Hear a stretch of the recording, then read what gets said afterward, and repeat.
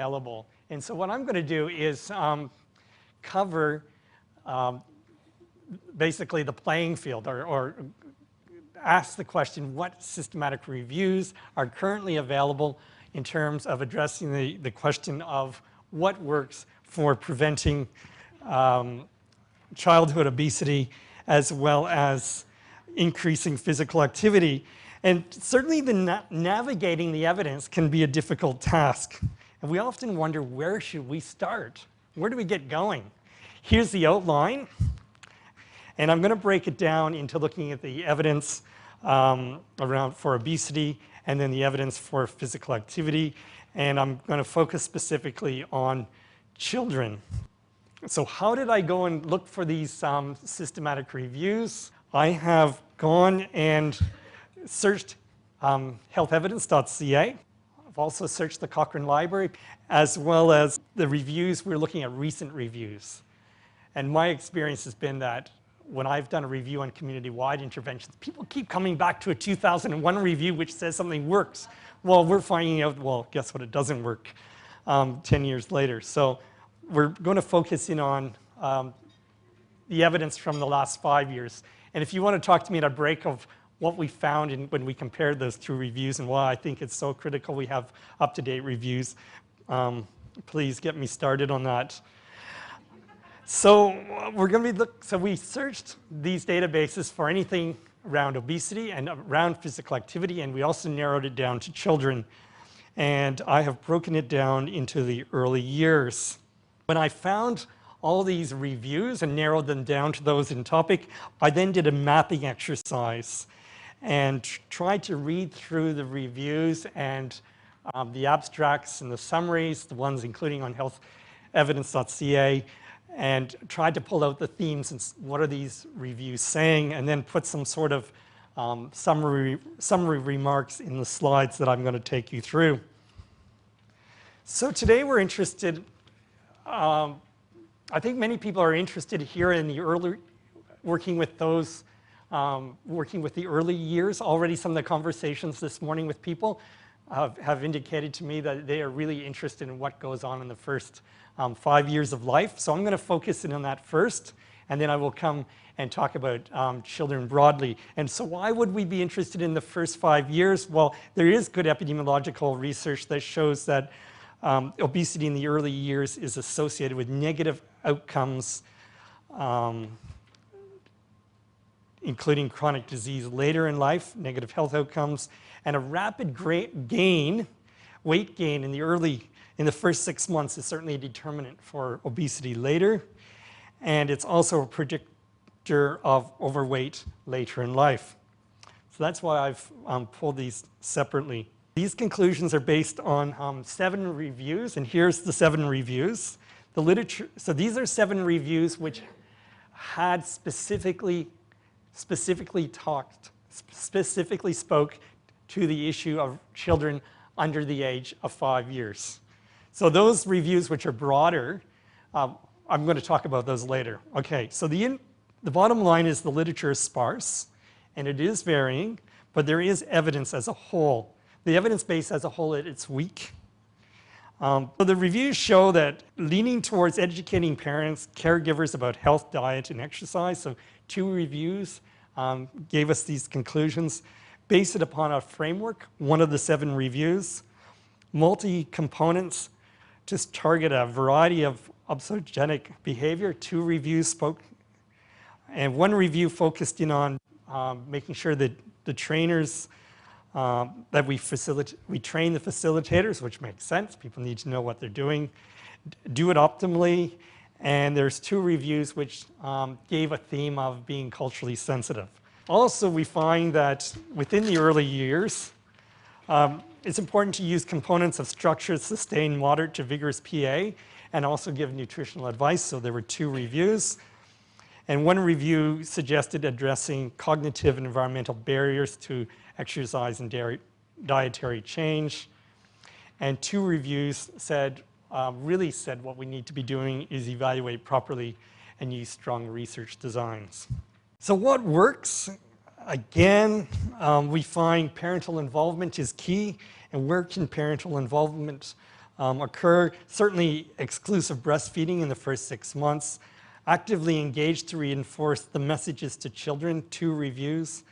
A parental component in the home. So again, also we have 2 reviews on educating parents and children. Some reviews around lifestyle modeling and consider financial rewards in the low socioeconomic status groups, and also limiting sweetened beverages and limiting TV viewing to children. So it seems that the reviews in the early years are giving us some indication of where we need to be going. Okay, so I need to move very quickly. And so in the early years, there's 2 places that don't work.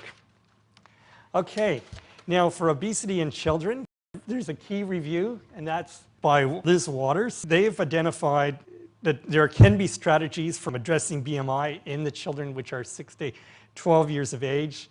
Only were they able to provide interventions of effectiveness, healthy eating delivered in the education system. Outside the education system, as you would expect, certainly in the children under 5 years of age, and no effect certainly on BMI in those early years as well as in the teenagers. And they also concluded around physical activity combined with dietary interventions. Now there's also another 14 reviews, which I won't go directly into detail because I'm going to give you the evidence map in just a minute. So these are 3 reviews. And one is looking at girls specifically. And here's another 4 reviews we can move through showing some evidence. Again, we're getting a sense of school-based approaches, keep being reiterated. And some evidence around support, there's no evidence around supporting the disadvantaged age. They haven't specified the age groups they've worked with. Very limited evidence around mobile phones and implementing sporting policies through sport organizations, inadequate evidence. And there's 4 more reviews, and again, emphasizing the evidence around schools and some work around promoting PA. A final 2 with behavioral interventions to prevent childhood obesity. And again, the school setting is reiterated. So our map now looks like this. We have school-based interventions, and that is certainly around the 6 to 12 years of age, and I've marked the reviews which are supporting that. We have home support to disadvantaged is coming out as not evidenced. So we've got an X against that, and mobile messaging and policy through sport are really limited and inadequate. This next slide has showing that there is some evidence around targeting screen time and no evidence around weight management in the under 5 years, behavioral interventions to prevent childhood obesity. Again, small changes, but really behaviors, we can't find evidence around behaviors that change BMI. Coupling repeated food exposure with tangible non-food or social reward, there seems to be a little bit of evidence in that regard. Okay, now I promised you physical activity, and what we did is we looked at the Cochrane reviews, and what we have here is community-wide interventions. There was one study which looked at children, and that was in the school setting, but overall there's a real lack of evidence. And the mobile phone messaging for physical activity is not working. School-based interventions do work, and that's Maureen's intervention. And family support is not coming out looking very good, as well as standalone mass media. The Brown review is not good at all. Many of you would be familiar with the 7 best investments for physical activity. I've stretched it now and said for children. So Where does the evidence lie? So the experts are saying, giving all these things smiley faces, but we've got some sad faces and some really indeterminate faces here. So certainly the evidence pits itself against some of the experts. So in conclusion here, I'm just wondering whether this is your feeling when you look at the evidence, when you look at systematic reviews, whether you find yourself in a new place and wonder how to get back to Kansas or get to a new location. And I'm really hoping that there will be some of the new Cochrane reviews which are emerging, which will help us in this regard, certainly around the built environments and incentives for increasing physical activity. And the key thing is we really need to look at once we use this mapping up process, we need to look at the reviews carefully, and we need to go down inside the individual studies and see what we can find useful.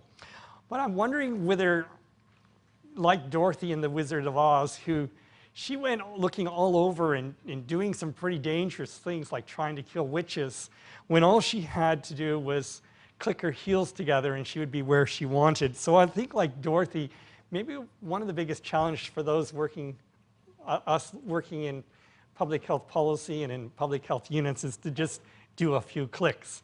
Click our way to Health Evidence Canada, into the Cochrane Library, and even when people are presenting, and I've done this, is open up my iPad and click to the evidence and then get up and ask the question and say, you've just said this works.